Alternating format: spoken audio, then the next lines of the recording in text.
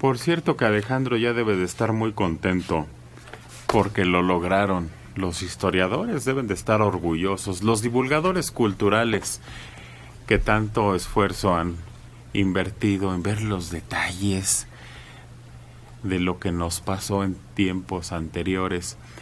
Lo lograron. Cambiaron de nombre ayer el árbol de la noche triste a la noche victoriosa. Pues vamos hacia adelante, porque ya con esto nuestra mentalidad va a ser ganadora.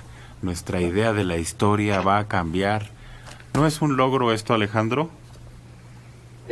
Yo creo que sí. Vamos a cambiar como nación de ahora en adelante. El motivo fue recuperar la memoria. Pues yo desde que tengo memoria se llama el árbol de la noche triste. Yo digo, podemos decir tantas cosas, pero aquí lo que vimos ayer es el uso político e ideológico de la historia. Punto. Eso no es historia, eso no es recuperar la historia, eso no es reconstruir la historia ni interpretarla. Si la gente que nos está escuchando, que todos los días está con nosotros, quiere conocer historia, vayan a los libros de historia. Lo que hizo ayer Claudia Sheinbaum y el séquito de aplaudidores fue una manipulación absoluta para que la historia cuaje dentro de su discurso. No ayuda en nada cambiarle de nombre, porque el hecho sucedió. Y si Cortés estaba muy triste esa noche, ni Claudia Sheinbaum, ni el presidente, ni nadie va a cambiar ese momento. Entonces, me parece ocioso que lo hagan. Y que además insistan con que 500 años de resistencia.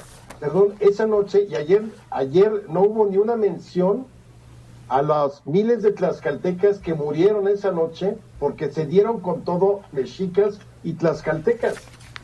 Los tlaxcaltecas huyeron de Tenochtitlán junto con los españoles, eran aliados, y murieron muchos tlaxcaltecas. Y ella sigue insistiendo 500 años de resistencia.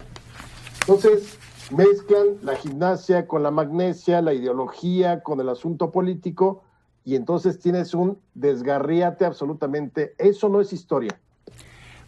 Es consagrar la mentira como forma de ver la historia. ¿Cómo le pusieron nuestros antepasados a ese lugar? Al árbol le pusieron el árbol de la noche triste. Ellos decidieron ponerle así.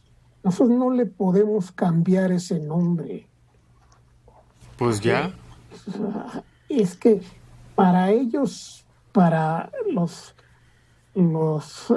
criollos en la época colonial, era la noche triste. Son nuestros antepasados. Solamente para los mexicas, ni siquiera para todos los indígenas, pudo haber sido una noche alegre, pero no les aprovechó. ¿De nada sirvió? Sí. Pues ayer estaba Claudia Sheinbaum y la Coordinadora Nacional de Memoria y Cultura de México. La Coordinadora Nacional de Memoria y Cultura de México es Beatriz Gutiérrez. Ya sé quién es. A mí me sorprendió algunas declaraciones. Primero dijeron, el nombre de la antes llamada Plaza de la Noche Triste había sido cuestionado durante décadas por organizaciones de la sociedad civil, pero nadie les había hecho caso. Eso es una mentira del tamaño del universo, ¿no? ¿Por qué? ¿Dónde? A ver, ¿qué antecedente hay? ¿En dónde salió una crítica? ¿A quién se le ocurrió cambiarle el nombre o quién pedía que se le cambiara el nombre a Puente de Alvarado? ¿Quién? Entonces tú estás... ¿Quién se le ocurría eso? Tú estás como yo, Mario. Primera noticia. Son mentiras. Mienten. Partimos de la convicción, dijo la jefa de gobierno, de que una sociedad necesita saber de dónde viene para saber a dónde va. Pero ahí es donde yo no entiendo todo esto, ¿no? Porque la primera y única batalla de la que los mexicas salieron victoriosos frente a las tropas de Cortés y sus aliados indígenas Según la leyenda, el conquistador derramó sus lágrimas junto a un viejo ahuehuete. Si decimos noche triste, pensamos en Cortés y en la conquista. Si decimos noche victoriosa, honramos a quienes murieron en la masacre del Templo Mayor y a los pobladores. Achis, achis, nada más por cambiar eso. ¿Ya? Son patrañas de la jefa de gobierno. Y eso que a mí me ha parecido que tiene otras cosas brillantes como gobernante, pero esta es una patraña. Yo no sé cómo se presta este jueguito. Por lambiscona. Espérense, miren. Por lambisconería con el gobierno. Claro. Miren qué dijo Claudia Sheinbaum. Es indispensable generar una política de historia sobre la conquista, porque ahí nació el racismo. Oh. No, pues ya. Achis, achis, piachis. Durante mucho tiempo se hizo ver en la historia enseñada que la conquista había sido sencillamente un encuentro de dos mundos. Los mexicanos, así dijo, los mexicanos pelearon como los más fuertes guerreros. A pesar de la victoria, el laurel se lo llevaron fuera del continente. Con este sencillo cambio de nombre, se hace un acto de justicia para los pobladores. México fue, es y seguirá siendo grande. No, esto lo disminuye. ¿Que no el racismo ya se daba desde antes? Es más, desde que llegaron y vieron el águila y los mandaron al mugriento lugar. Sí, pues, digo, no era tanto... Exacto, y esa es la historia. Esa es la historia de la humanidad. Aquí parece que éramos especiales y nada de lo que sucedía con otras sociedades en otros momentos de la historia debía pasar aquí. A ver, para empezar, este asunto, los mexicas no eran pueblos originarios del Valle de México. Los mexicas llegaron como extranjeros, si se puede utilizar el término, y sometieron a los pueblos originarios del Valle de México. Ellos eran tribus bárbaras del norte, eran chichimecas. Entonces, si alguien tiene que empezar por pedir o ofrecer una disculpa, son los descendientes de los mexicas. Y si a eso nos vamos, entonces los tlaxcaltecas tendrían que pedir perdón también a los mexicas, porque fueron los tlaxcaltecas, en su mayor parte, quienes tomaron Tenochtitlán.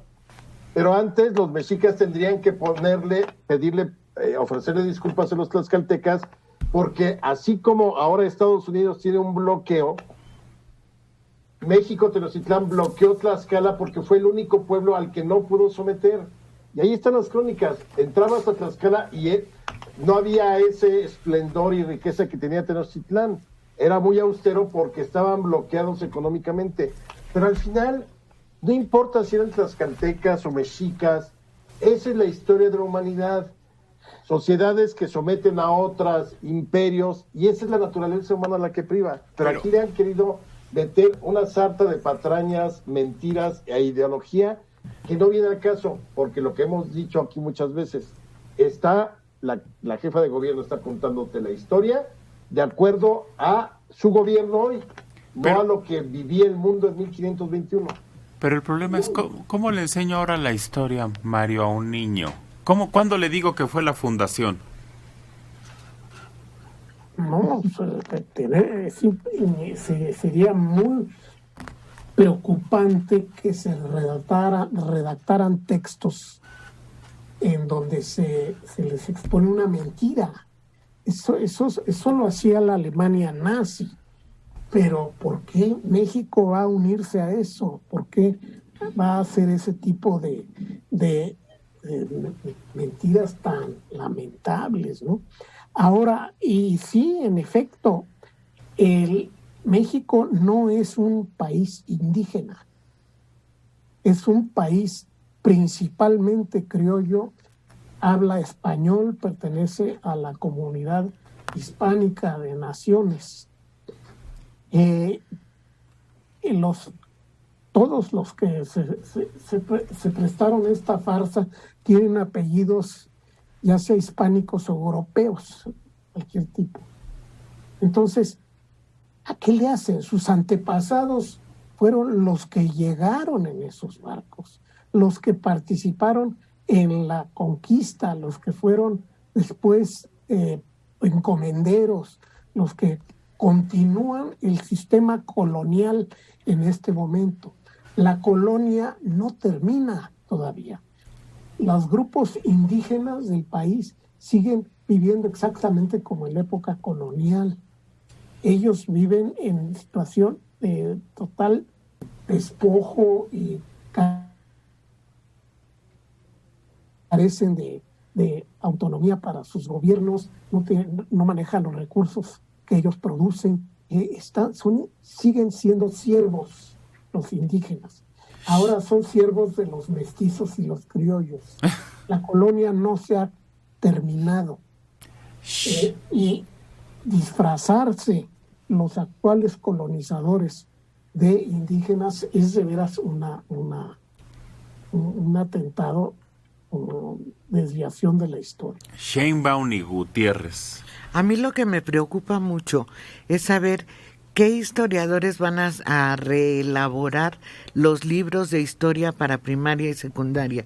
A mí eso es lo que me preocupa, porque quiere decir que esta va a ser una generación que empieza con una historia y los que estudiaron historia del año pasado hacia atrás tienen otra historia. Ya veo a un niño en la escuela diciéndole, maestro, está usted equivocado. Ajá. En mi casa dicen que la fundación está al año. No, aquí en tu libro y lo que yo te voy a enseñar está al año. No, terrible. Pobre de los niños enfrentados a eso. Por cierto que va a haber otra volada. Miren, los integrantes de la agrupación de comerciantes de la zona rosa junto con la alcaldesa electa en la Cuauhtémoc van a implementar un plan estratégico para convertir a la zona rosa en la Quinta Avenida. ¿Qué es la Quinta Avenida? Bueno, la Quinta Avenida es obviamente una calle de Nueva York, pero ese es un complejo que tienen... Suena un papel mucho ahí. Por eso le pusieron Quinta Avenida a la calle principal. ¡Ey, compañeros! Suena un papel que están arrugando ahí mucho y no los entiendo. Hay un ruido. Sí. Ahora sí, síguele, Mario, porque ya... Y es que en La Habana hay una Quinta Avenida, está en el Vedado. Se la pusieron en un homenaje de colonia con respecto a la Quinta Avenida de Nueva York. En Nueva York hay Primera Avenida, Segunda Avenida, Tercera Avenida, Cuarta Avenida y Quinta Avenida, Sexta Avenida, etcétera. Entonces ahí hay lógica. Ponerle Quinta Avenida a una calle o a una zona en homenaje, esa sí es una muestra de colonialismo. El plan incluye, además del rediseño de la imagen, muy vanguardista, a fin de que el visitante nacional e internacional se quede con ganas de regresar. La alcaldesa dijo que va a empezar el plan para convertir ahí en la zona rosa en la Quinta Avenida de la Ciudad de México. ¿No es un pensamiento de tercermundistas pensar, quiero tener una avenida como los gringos?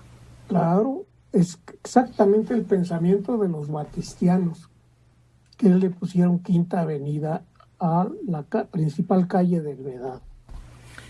Pero además la zona rosa tiene su historia, tiene su tradición. La propia colonia Juárez, que es donde está ubicada la zona rosa, tiene historia, tiene detalles, tiene casonas importantes. Entonces, ¿por qué ese afán de borrar las cosas y poner cosas que no son ajenas? Lo decía aquí Tomás Mojarro mucho. Tenemos una mente agringada. Queremos ser gringos de segunda en lugar de mexicanos de primera. Pero no queremos. Quiere la que va a ser del alcaldesa ahí. Ella quiere. Si a mí me preguntan, yo voy a decir que no. A mí me gusta así tal cual la colonia Juárez con su zona rosa. Claro, esa y Hamburgo, ¿qué? Esquina Claro. más elegante puede haber a cualquier lugar del mundo. Florencia se llama una calle. Y ni siquiera tendría que decirlo. A ver, si tú haces un buen programa de mejoramiento urbano en esa zona, si promueves que las calles que son peatonales tengan sus sombrillas con sus mesas, aprovechando que la gente es mejor que esté afuera, si metes una buena policía ahí, si restauras los edificios, no necesitas tener un modelo norteamericano o europeo. El propio lugar va a brillar por sí solo y va a tener su propia dinámica como la tuvo en los años 70. La zona rosa era uno de los grandes lugares de la Ciudad de México. Ahorita está en un profundo deterioro y además muy sucia. Uy, peligrosa en la noche. Janet Morales, tengo 27 años y estoy enamorada de usted, historiador y escritor. Me ha cautivado desde el refugio de los conspiradores. Fíjate. Ya vino a rompernos todos. Perdón,